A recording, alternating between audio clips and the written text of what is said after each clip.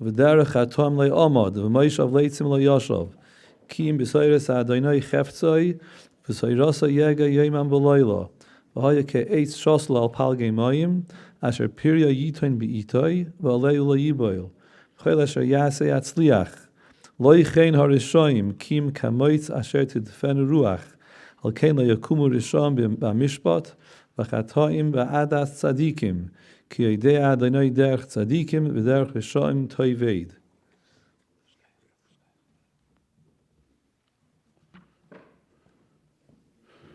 Kapitel Tesvav. Mizmor David, Adonai mi yoga bo alecho, mi yishkon bahar kochecho. Hoylach tumim poil tzedek v'doiver emes v'vovoi. Le'rogal al l'shoinoi, le'yosed le'euro, v'chepa le'nosa al kroivoi. Nivze be'ein of nimas v'sirei Adonai yechabed. Nishba l'rav le'yomi, kaspa le'nos meneshech, b'shochet agnoki le'lokach. Oise eiler le'yimot le'oilam. Please be seated.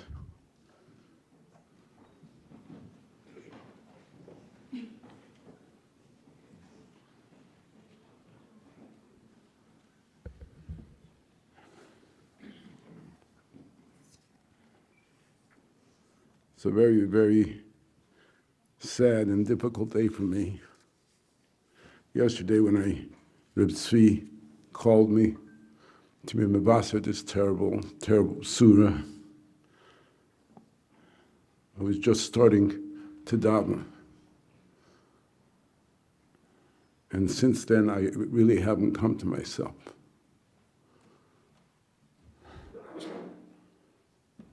Freddie and I go back over 70 years.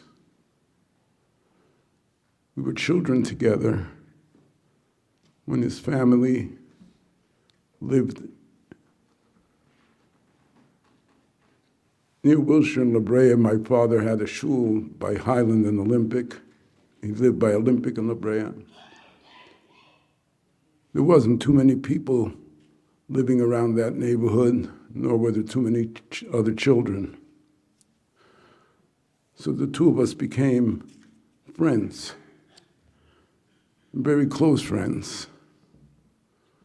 We were the only kids in shul running around.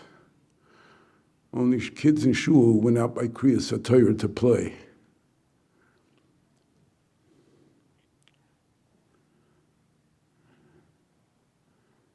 We established a relationship that was unbreakable.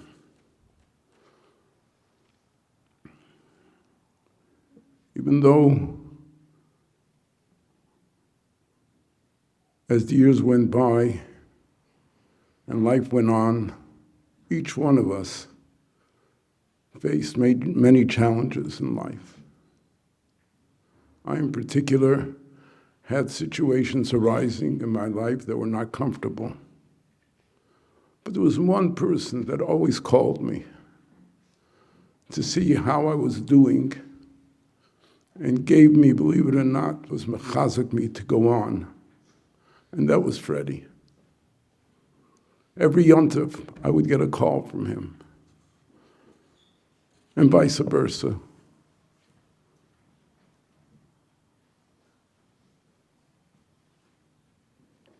The Kapitel Tilim that we just said,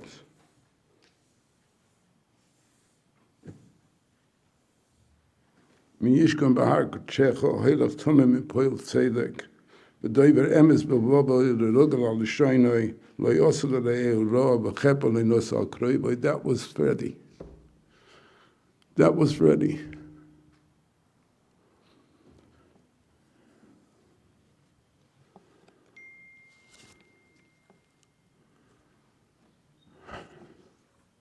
On him, Chazal can say, Ayoyred demoes ad odom kosher, HaKadosh Baruch Hu soifram menichem beis genosav.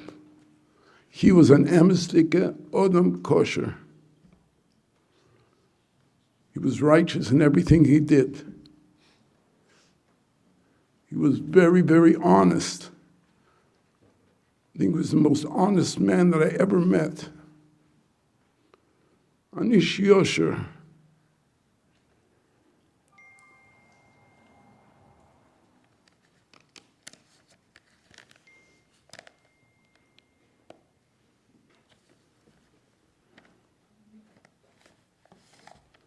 Mo Hashem doirish mimach, poseken in Micha. Kim asoi mishpat, v'habas chesed, v'hatzna leches im Hashem lekecha. He's always in mishpat. He was involved in businesses, always correctly, always honestly, always fair. His kindness and his generosity, we can be here all day and all night, and nobody knows about it. Because he was a Hatzna Leches. He never turned anybody away, he never turned anybody down, and he didn't even have to tell them. If he knew that someone was in need, he would call to find out, what can I do?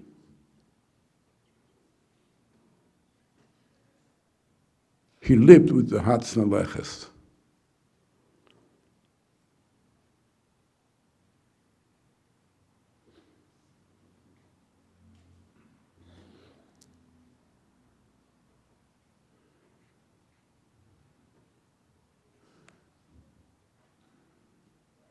I want his family to know how much he adored them and loved them.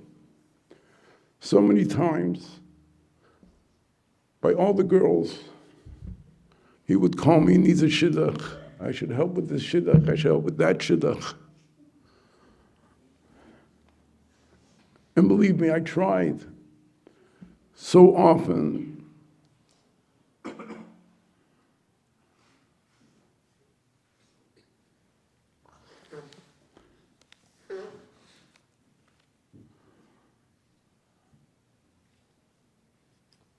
I know it's difficult for Gail because if you look to the other sons-in-law, where do you find them?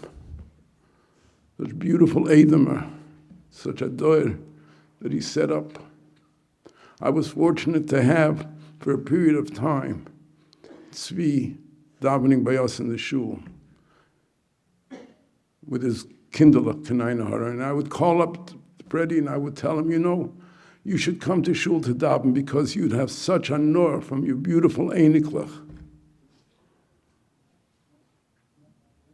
He loved them so much. He adored them. He was so happy to hear that others recognize those wonderful children.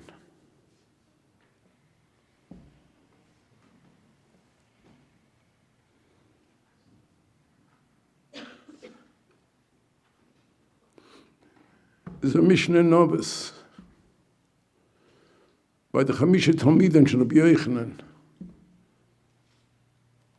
And Rabbi Yochanan tells the Talmidim, Tzu, Uru, Tzu, Eiza derech yishoda, derech toiva sheyivelo yodam.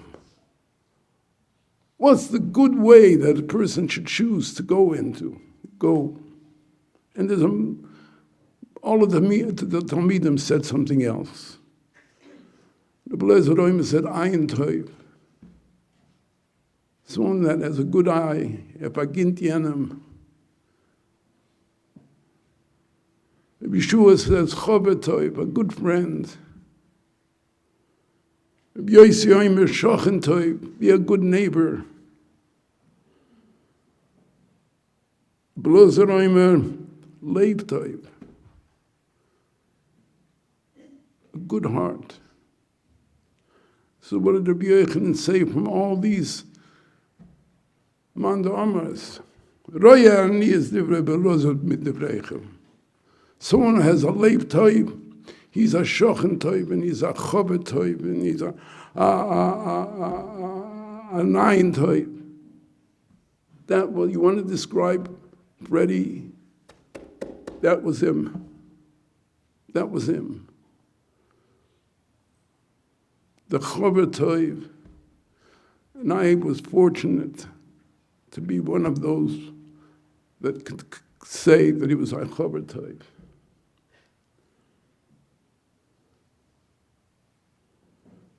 A number of months ago, or maybe even longer than that, before I got ill,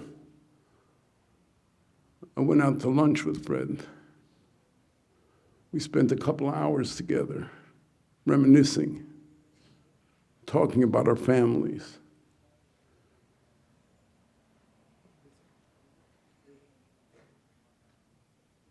When I say to the family that he loved them and adored them, he couldn't stop talking on how much he's grateful to them for everything that they've done.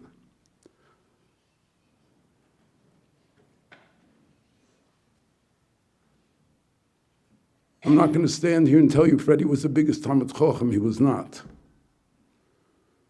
But he was such a moikir rabbonon. He had such a love and a habit for Torah that you see what Chazal say, a moikir rabbonon, mahavle chasna rabbonon. Look at his son-in-laws and you can see how much moikir rabbonon he was, how much a habit for Torah he was. You know, I hear from many people, they have families they need to help support and help them get through koilel or whatever they're doing with a heavy heart. Not Fred. Fred was so proud that his Eidim were learning and his Einiklach were steiging. He had a very, very tough childhood. He was the only son to his parents who were Holocaust survivors and never recovered. They never recovered from the horrors of the Holocaust that they suffered. When I got to an age to get away from Los Angeles and go to yeshiva, the only thing that Freddie wanted at that time was to go to yeshiva with me. He so wanted to leave LA and go to yeshiva. But his parents couldn't let go of him. He was the only one at home. They couldn't let go.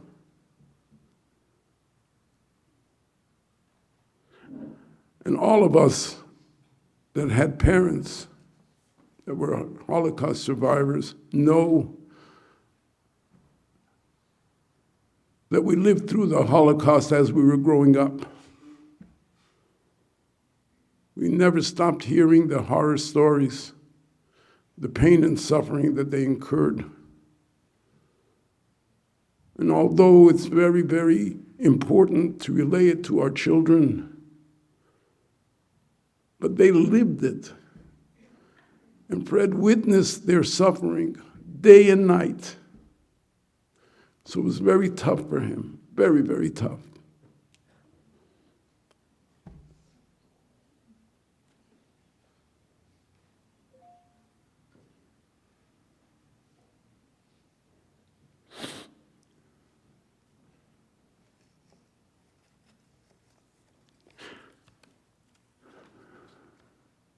You know, he was in the real estate business, among others. One thing he never needed was an eviction lawyer. He would never evict anybody. Somebody couldn't pay the rent, he didn't care.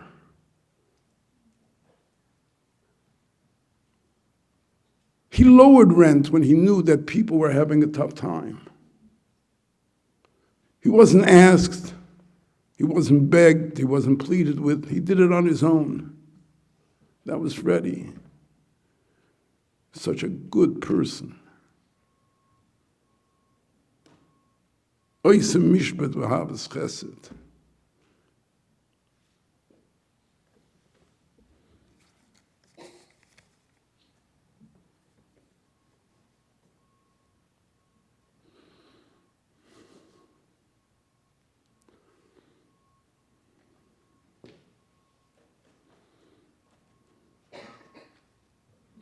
I'm going to miss them very, very much. I'm going to miss those phone calls. I'm going to miss calling him. I'm going to miss schmoozing with him. I'm going to miss reminiscing.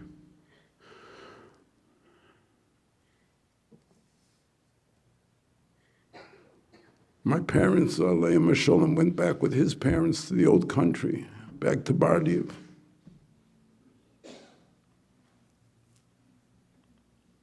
It wasn't just a friendship that just started, it was a friendship that was going from generations already.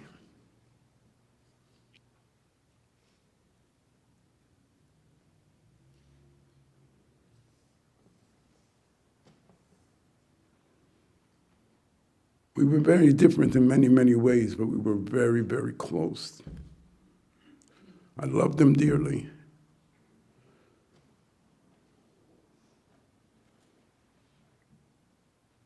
And I took pride in when he had a dilemma, he would call me and said, I need to talk to you about something.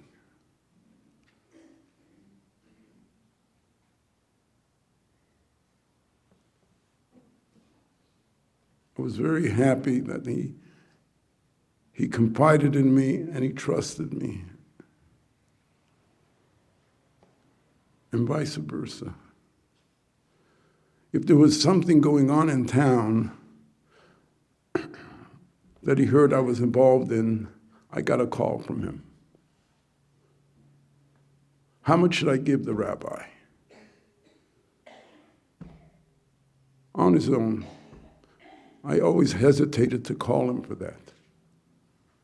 He's too close a friend.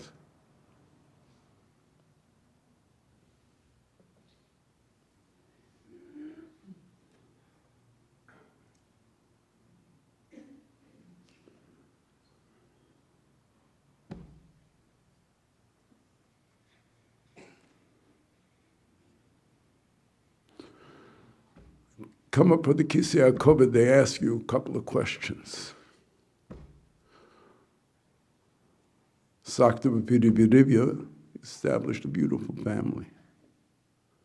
Sakta B'Torah, he was such a Toimach Torah. He supported Torah, his sons-in-laws and others, with a graciousness and with a happy heart. Nesatu be'emuna, he could scream and say, yes, yes, yes.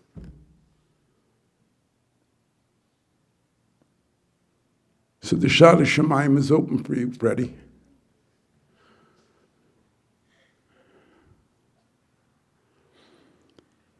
Not that it was ever closed, but now it's wide open.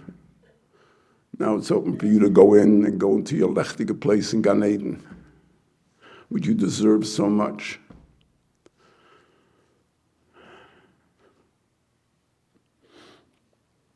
When you're there,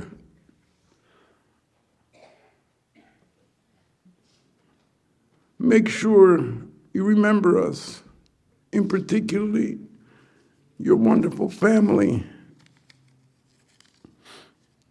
Felicia and Suzanne and Gail, devoted daughters to you, your chosheva sons-in-law, and your wonderful, adorable Einiklach. Be mispal for them. Be a mamlitzoi for them. They should be healthy and have koyach to withstand this terrible, terrible loss.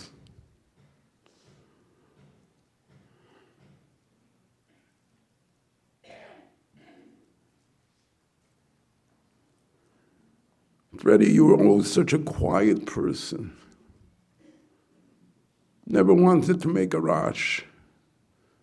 Never want your voice. I never heard his voice raised. And I never heard him say, 70 years I know the man. I never heard one shtick of Lashon Hara from him. Never, never, never ridiculing anybody ever.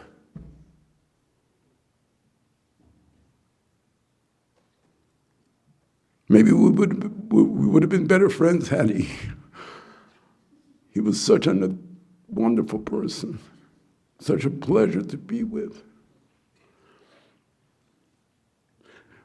Freddie, now is the time to open your mouth and be heard. You're going into Gan Eden, now is the time to hold on to that Kisei HaKovod and demand. Demand. It's time for Gail to get engaged and get married. I don't know how many times he called me on your behalf. I don't know.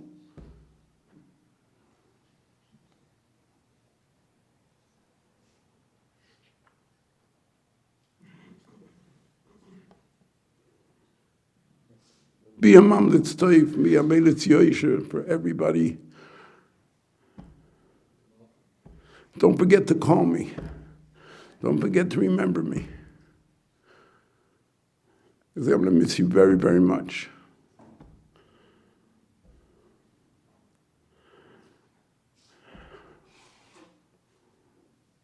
I don't know how many tears I can continue to cry on this loss. It hurts terribly. Because it's an end. To me, it's a final. I don't have anybody else that I've been friends with for such a long time.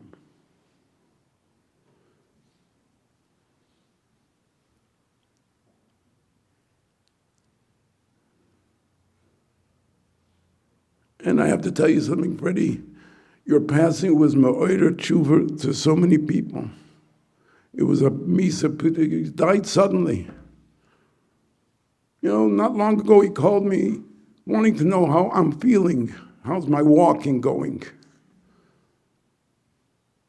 And he says, because I also have trouble walking, and I hadn't been aware of it. So I told him, I have a good therapist I can maybe recommend you. He says, no, I need surgery. And that's what's hindering his walking. Never did I in a million years think that he'd get an infection and that would ultimately bring him to his last days.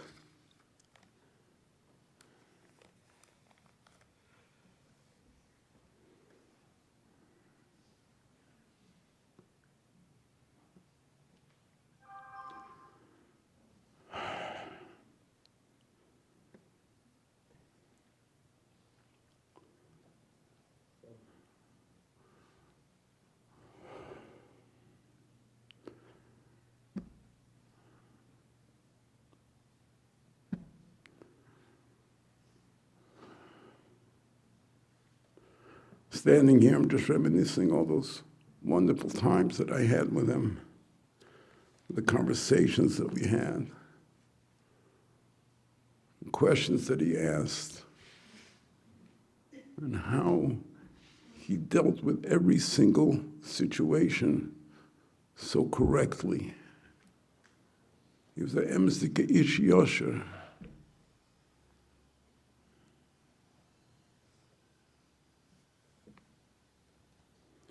Not only was he an ish yosher, he couldn't tolerate oblis.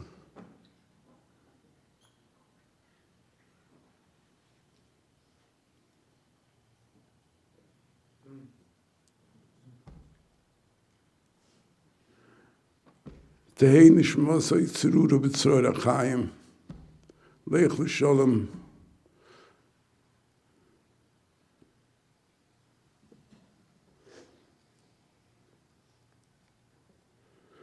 I can only tell you that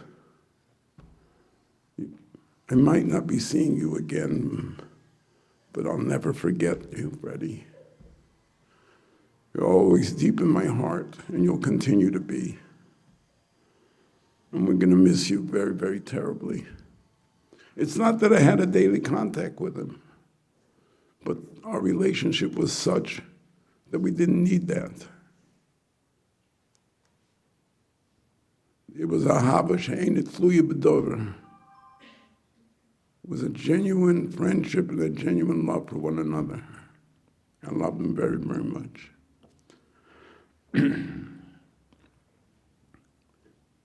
I'm happy to see his wonderful children and sons-in-law and Einiklach is a nachas to me like my own children, I have to tell you. They should just continue to be a source of nachas for him in Gan Eden. And I'm sure that he will be mamlitz toiv for you. And the family will only have simchas and yeshuas and the chumas, whatever they need.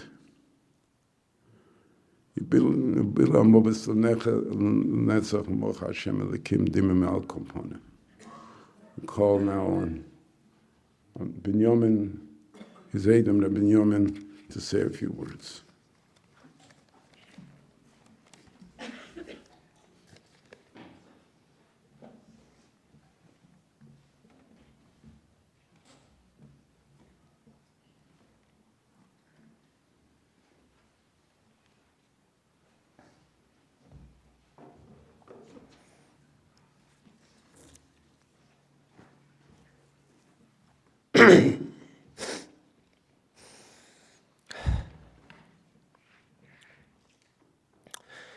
when Moshe Rabbeinu's father-in-law Yisro decided to take a leave of Klal Yisrael and go home to Midian, Moshe begged him to stay with Klal Yisrael.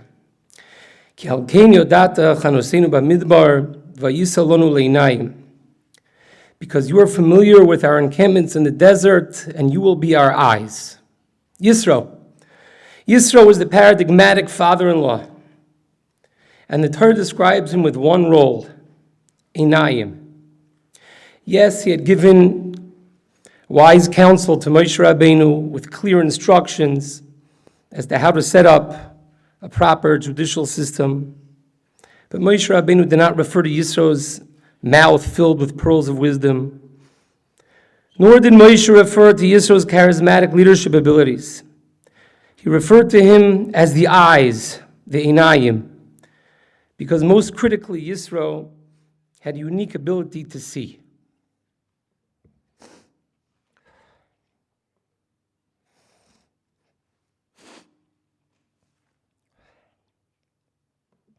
I'm obviously very far from being Moshe Rabbeinu.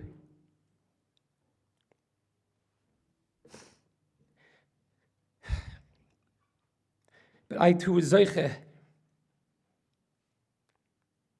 to have a father-in-law who had a unique ability to see.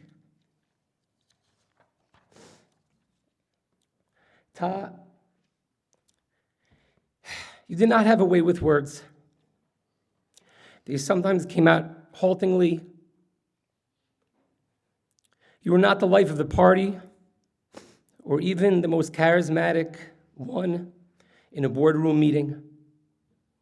But with your big, Schor eyes, you always saw.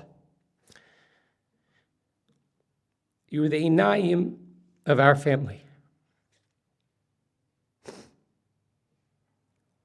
Your eyes didn't just see. They made everyone feel taken care of.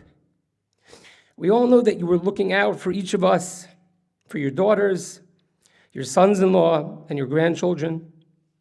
It's hard to put into words the feeling of confidence that you gave us. We always knew you had our backs. You didn't shout it from the rooftops. You didn't even have to tell us directly. We just knew your eyes were always looking out for us. All of us, all the time. Almost accidentally, you renamed your business Rocks, Schor backwards. But it was so appropriate. With your quiet calm, you were truly the rock of our family.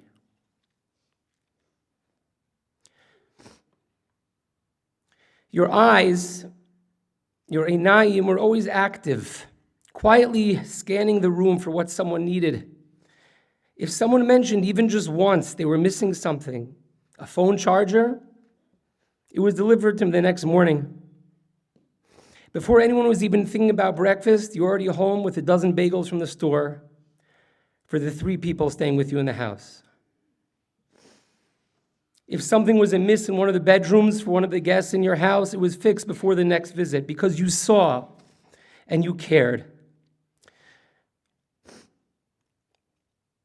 With your compassionate eyes, you looked for opportunities to help in the ways that you could. How many times did you happily wake up early in the morning and make the drive out to LAX just to pick us up? We could have taken an Uber, but no. You saw there was a need and you helped because you were always looking for opportunities to give.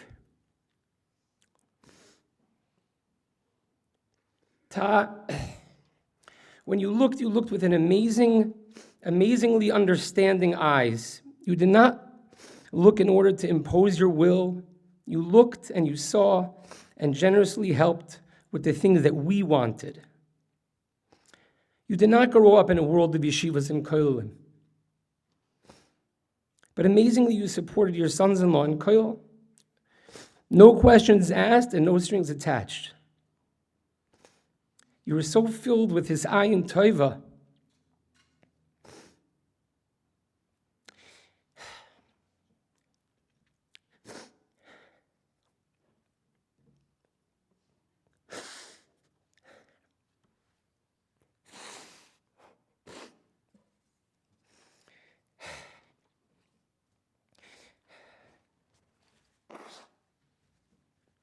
that you not only let your son-in-law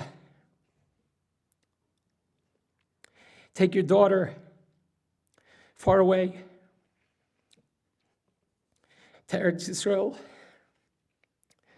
but you've paid for him to do so.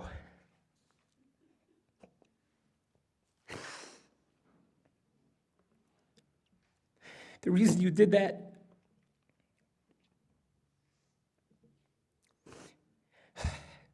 is that it made your daughter happy, and that's all that mattered to you. There's another aspect of your phenomenal ability to see. You were able to see things for what they were. You shared your financial success with your children because you saw money for what it is. It's a means to an end, not an end into itself. The support you provided your children was extraordinary.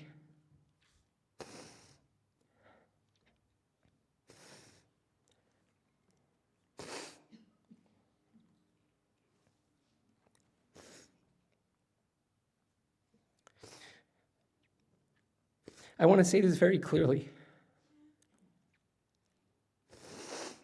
For close to 22 years, the bulk of my adult life, I have been primarily supported by my shver. All the years that I was able to learn in Kollel, and all the years that I've been zoichet to teach Torah in yeshiva, is all because of you. This was not merely an expression of your love for your kids, which of course it was, but also of your understanding of money. Your healthy eyes saw through the facade that money presents. It was so clearly not the goal for you that you spent so little on yourself. You lived in the same simple house all the years that I knew you, with no need for an upgrade. Yet you had no problem using your money for the goal that you so relished, your family. When you looked to help, you did so with no thought whatsoever of yourself. You did not want any recognition because your beautiful, beautiful eyes were focused outward on the needs of the other, not on what you could get out of it. You never expected anything in return. I don't think you even understood what it would mean to look out for one's own glory. This extended to situations which your generosity was extremely significant. Yet we would only find out about it from the recipients of your kindness, whose appreciation knew no bounds. And when we questioned you about it, you would simply respond, of course, it was no big deal. And we'd say, Taba, you didn't even tell us. And he'd say, why should I tell you? This wasn't an attempt at humility. You simply couldn't understand why noticing someone in need was particularly special. Your eyes saw, and you acted to do what was right. For you, Tal, looking to help others wasn't limited to money. Your sense of humor was loved by everyone. You're always ready with a joke, with a funny twist on a situation. You always had everyone laughing because you so much enjoyed raising other people's spirits, making them smile and bringing them joy. The Hebrew word for the ability to see with a discerning eye is hakara. This is what hakara satov really means. Hakara satov doesn't mean saying please and thank you. It means to notice what others have done for you. The mitzvah which most epitomizes hakara satov is kibbut av v'eim. As the chinuch explains, this most special of mitzvahs is really basic logic. Your parents brought you into this world. They gave you life and they cared for you in your childhood. It behooves you to recognize them and reciprocate the good that you have received. Ta, you grew up, as we heard, as the only child of Holocaust survivors, born to a mother with terminal cancer. Your childhood was not an easy one. Yet your kibbut av v'eim was tremendous. You left law school in order to join the family business because your parents asked you to do so. You hosted your father every Friday night after he was widowed because that's what a son does for a father. Your eyes noticed, they were makir, and you acted in kind. Your appreciative eyes were not limited to your parents or your family. Everyone who reached out to you to say hello, to go out for a cup of coffee, all of this was seen, all of this was noticed, and all of this was so profoundly appreciated. You taught all of us to notice and appreciate.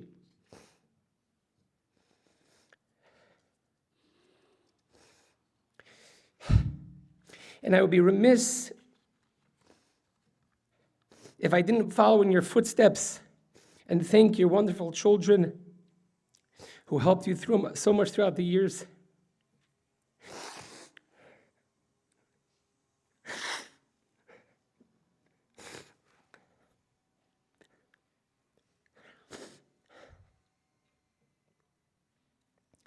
Felicia and I were thousands of miles away and could not provide the constant care and attention that you so deserved. And for that, I ask Mechila. Suzanne and Svi were both literally and figuratively right around the corner, always there for whatever you needed, whether it was taking you to a doctor's appointment or just sending over some home-cooked meals. Their door was always open for a quick weekday visit or a Shabbos lunch, which you so much enjoyed, at least until the volume got a little too loud.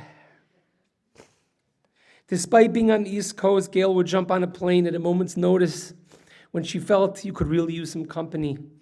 And the only thing that could stop her from helping you was your insistence that she stop. Gail was always willing to drop everything in her own life and come because you meant so much to her. Yisro is known for eternity as Chaysein Moshe, the father-in-law of Moshe, perhaps because he understood that his true yichus was from his children, not his parents. One of the things you were so fond of saying, Ta, is that you saw your true yichus as coming from your children. The pride that you had in your children was immense. Every visit with your kids and grandkids would cause you to light up. You were so happy to see them. Last did you visit us in Eretz Yisrael? It was such a positive visit because you were happy to just spend time with your grandkids. We all knew the only thing that would actually get you upset was when your girls would argue with each other. You saw a little spat developing, and before it got serious, well before it got serious, you ended it on the spot. Your daughters meant the world to you, and you would not allow anything to threaten that relationship. But Ta, even though you said your kids were your yichus, to your kids, their yichus was you. Your daughters were always so proud to be the Schor girls from LA. They were proud to be your daughters, of who you were. They were proud of who you were, and they were proud to carry the family name. And they will proudly carry that legacy into the future. Moshe Rabbeinu begged his father-in-law Yisro to continue on the journey with them, to continue being the Einayim of the Jewish people. But Yisro declined. He had to go home. Ta, we too wanted you to continue.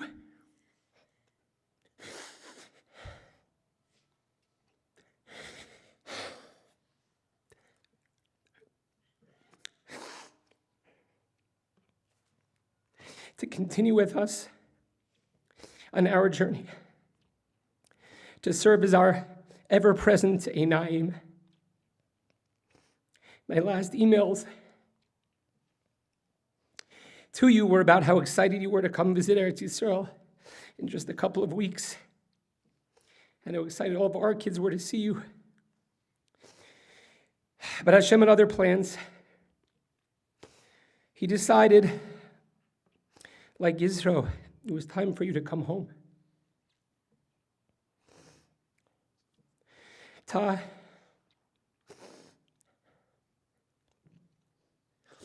you are our father, our father-in-law, our eyes, our Einayim in so many ways. We loved you so, so much. And we'll miss you even more. Bila moves la netzach u'mocha, Shem Elokim dima me'al kol panim.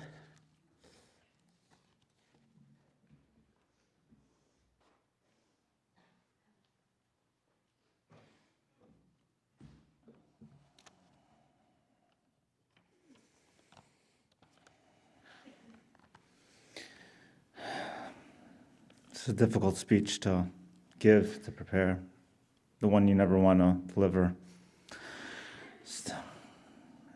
So many points were covered, just my own perspective. My father-in-law, Fred, Chaim Yisrael Tzvi ben Moshe Meir, is the best shver anyone could ask for. He was a father-in-law, but our relationship was the relationship of a father and a son. He was the most generous, giving person anyone could possibly imagine. He was preemptively thoughtful. He'd spend time figuring out how to be of assistance, the most compassionate way to be of assistance. Just sitting here, I remember he had always a legal pad. Everywhere he went, he had a legal pad with a list of his to-do list. You guys remember the pad? Some of the things were important, and some of the things were asked Tzvi if I could pick him up from the airport, buy Moshe Meir or whatever. Just asked Tzvi if it's okay to buy Moshe Meir or whatever. These were the things he was concerned about. This is what he thought about. He's always looking to be helpful in the right way. This started before I even met him. When I flew in for my first day in LA, we were far from engaged. He said to me, take my car. I was like, okay, never drove a Lexus before. Take my car, I'll rent a car. You don't have to rent a car, it's fine. For the duration of the trip, I had his car. We were planning the wedding. My father met with him. My father was a Rav, had just moved to Eretz Yisrael. He said to my father, he said, you have a lot of kids, you have a big family, you take care of getting your family here and I'll take care of everything else. It wasn't a negotiation, it wasn't a discussion, it was just to him, that was like a davar pasha. And then when we got married, he undertook to support a Kaila lifestyle in a generous way. And he never experienced a Kaila lifestyle. He had never really been exposed to a Kaila lifestyle. His daughter wanted a Kaila lifestyle. He said, fine, generously, no questions asked. I switched, a year after we got married, I switched from Lakewood to MTJ. So I was driving back and forth. It's not a cheap commute.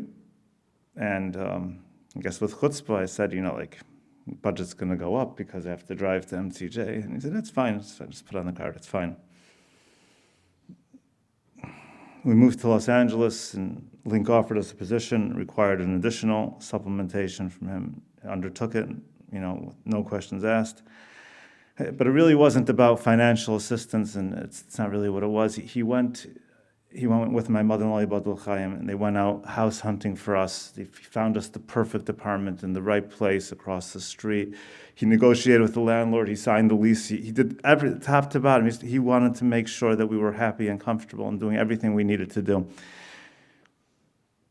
It was just boundless chesed, boundless kindness in the most compassionate and thoughtful way. A couple of years later, he came out of retirement. I don't think retirement was ever for him, but he tried a few times. And he reopened his company, and after a few months, it became apparent he wanted me to be involved, and he was so hesitant to ask. He wouldn't ask directly. He didn't want to ask me to do something I wasn't comfortable doing or I didn't want to do. And finally, as we sat down, he asked me sort of indirectly, maybe you can help me set this up, set that up. And we had a conversation, and we discussed it, and I said, okay, I just want to discuss this with my Rebbe. And he said, of course. And he flew me to New York. I went to go speak to David Feinstein, and he was happy with whatever the outcome would have been. He was happy with it. David gave me his bracha, and we spent the last 14 years side by side, working together. Not side by side, he was on top. Always quietly the boss, but always so respectful. And we must have spent thousands of hours together, untold hours together. And he became my Rebbe also, not only in real estate, not only in business, but in so many things, in fairness, in yashrus, in honesty, in kindness, in how to see things, like Binyamin said, how to see things properly. His fairness and his yashrus were unparalleled. To me, to all his employees, to the people we worked with, everyone always deserved a chance. Everyone deserved a fair shake. And there was never any monkey business. There was never anything, he was allergic to it. There was never anything that was not yasher.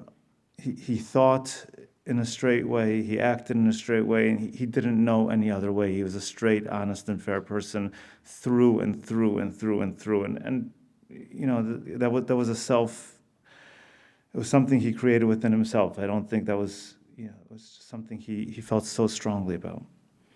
He was a humble man, exceedingly humble man. He had no need, no desire for any physical trappings. He had such a hard time getting a new car or something like that. He was so happy living in a simple home, which he rented.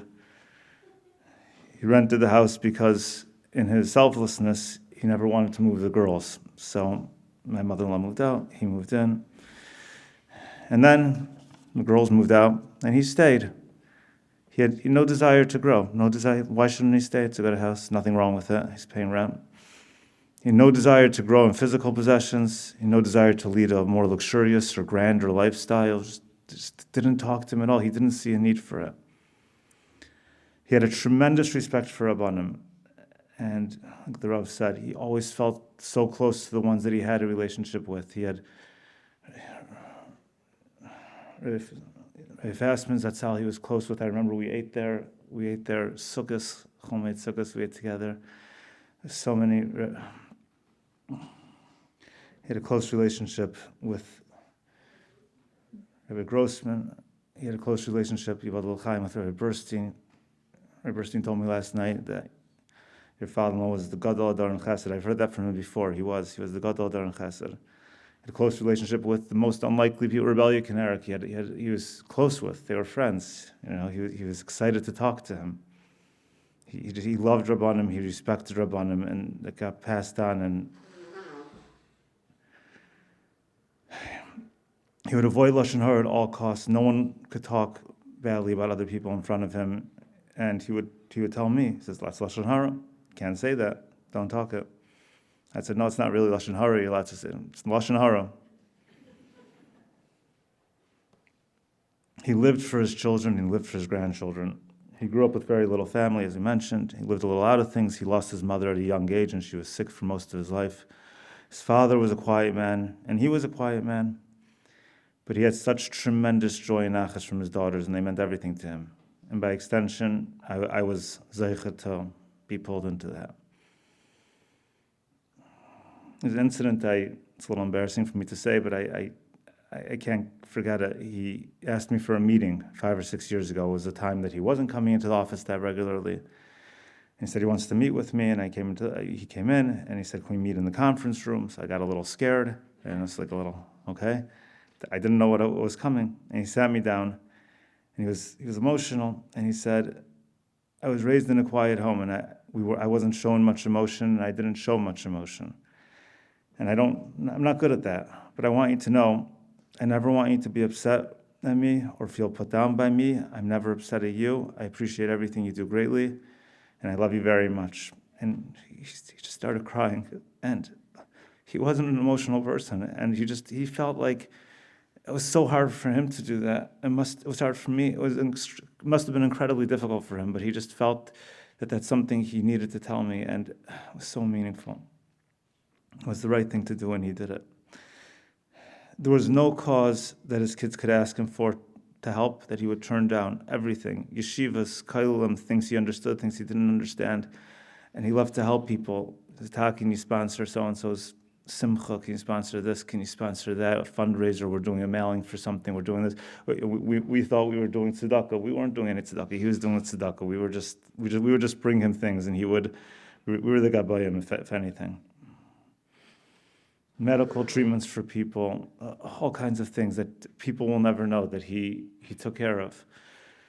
Ray Burstein told me last night that when he would raise money for things, if Meshra would hear about it, he'd come into the office, put a check on his desk, and walk out. I heard you raising money. No one had to call him, no one had to tell him. He just did it. And really, this extended to everybody. He didn't care about backgrounds. He just extended to everybody. We all knew, if anyone, you couldn't complain about anything. You saw Gail likes this water. She has 5 cases in her room. It's a little cold in the house. We put a new air conditioner. Anything anyone ever mentioned to him, so someone told me last night they had a device that wasn't working right. A new one showed up at the door the next day. It's just everything, and any chesed that he was aware of that he could do, he was just looking out for it, and he did it. Biologically, he only had daughters, but he had sons too, Binyamin and myself. And then there were other sons, there were other people. There were so many people who considered him to be a father figure for them.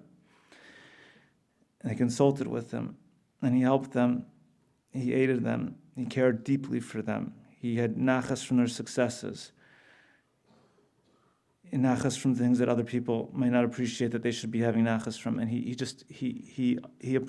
had so many quiet talmidim. People would never tell anyone that, like text messages. I used to talk things over with your father-in-law. I used to discuss things with him. People I never knew. People that were just had this relationship with him. He had a soft spot for the down and out, the blind. He felt someone who can't help themselves. He was there for them. People who were impoverished, people who could never seem to succeed. It was smart chesed. It was thoughtful chesed. It was always, always, always his antennas were up. He never wanted his name on anything. He never wanted covet. And if someone showed him appreciation, he was surprised by it. He was grateful and he was surprised. He was dignified and he never wanted to accept help, even from us. And when he was on the receiving end, he showed immense gratitude. Silly things. He put down plastic mats in the house when he was in a wheelchair a couple months ago. So the wheelchair, he was so grateful. I said, that's not a big deal. It's bottle plastic mat. He's so grateful. He commanded respect from everybody, not because he demanded it, but because of who he was intrinsically. And people had a respect for him.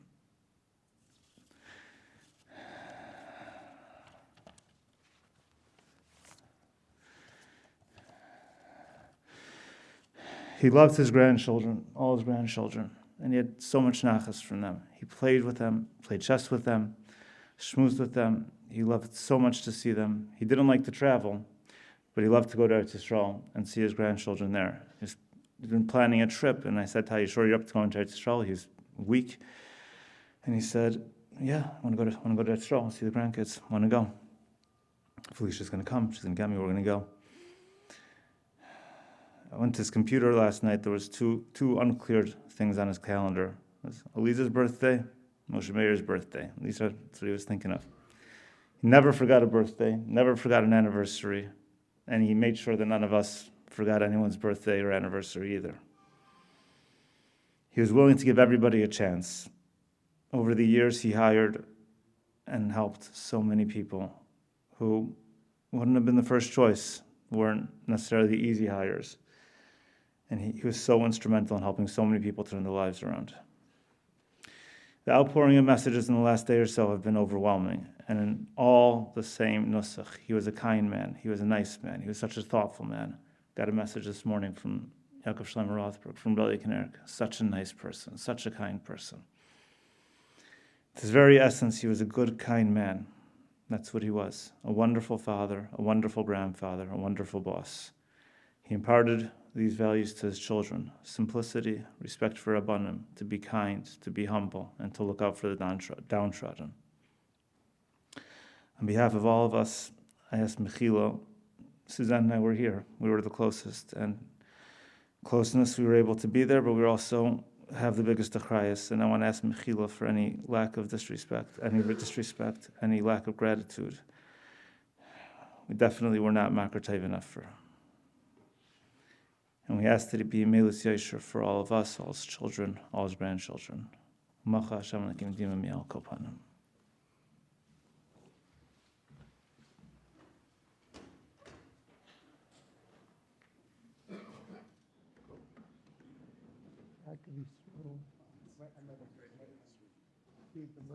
Okay, I have it.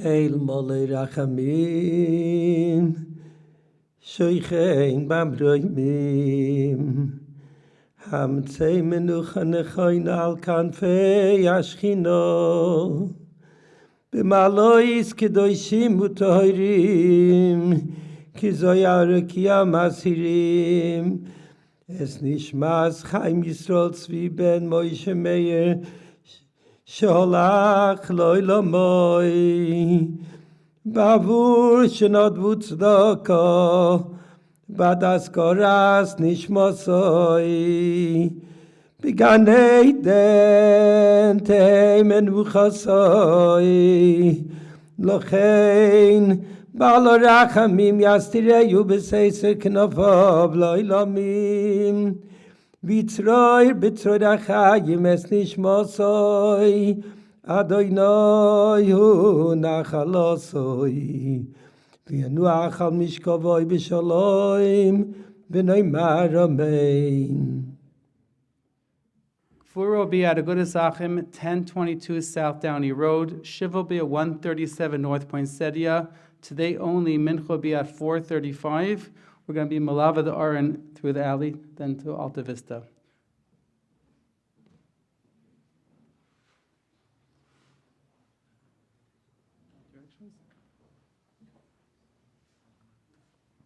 There's directions to Agudas Achim in the inner booklet, in the first page of the booklet.